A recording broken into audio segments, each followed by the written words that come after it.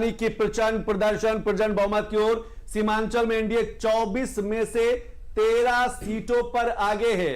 AIMM भी 15 सीटों पर चुनाव लड़ रहा है, लेकिन इस समय एनडीए जो है 24 में से सीमांचल की 24 सीटों में से 17 सीटों पर आगे। मगध की 53 में से 37 सीट पर एनडीए को बढ़त दिखती हुई नजर आ रही है। कोसी की 13 सीट में से 10 सीट पर एनडीए को बढ़त मिलती हुई नजर आ रही है। यह आप क्षेत्रवार देख पा रहे हैं कि अंक की 28 में से 20 सीटों पर एनडीए ने अपनी बढ़त बना रखी है। भोजपुर की 46 में से 26 सीटों पर एनडीए इस समय महागठबंधन से आगे चला और धीरे धीरे एनडीए जो है वो कहा जा सकता है कि प्रचंड से प्रचंड बहुमत की तरफ आगे बढ़ता जा रहा है। हमें लगता है, मुझे अगर याद आ रहा तो एक बार 206 सीटों के आसपास भी जो है वो राजनीतिक दल वहां पर गए थे, लेकिन मिथिला में एनडीए 30 में से 21 सीट पर इस समय आगे चले। तो अलग अलग, चाहे भोजपुर की बात करें, मगध की बात करें, मिथिलांचल की बात करें, सीमांचल की बात करें या फिर दूसरे क्षेत्रों की बात करें,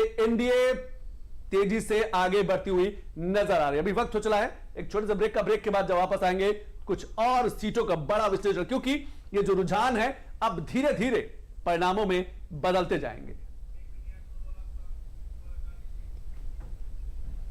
LIC पेश करता है जीवन लक्ष्य। पाए जीवन बीमा आकर्षक मैच्योरिटी राशि के साथ एवं बीमित व्यक्ति के न रहने पर भविष्य में देय प्रीमियम भुगतान से माफी, सम एश्योर्ड के 10% का प्रतिवर्ष भुगतान पॉलिसी टर्म तक और पॉलिसी की मैच्योरिटी पर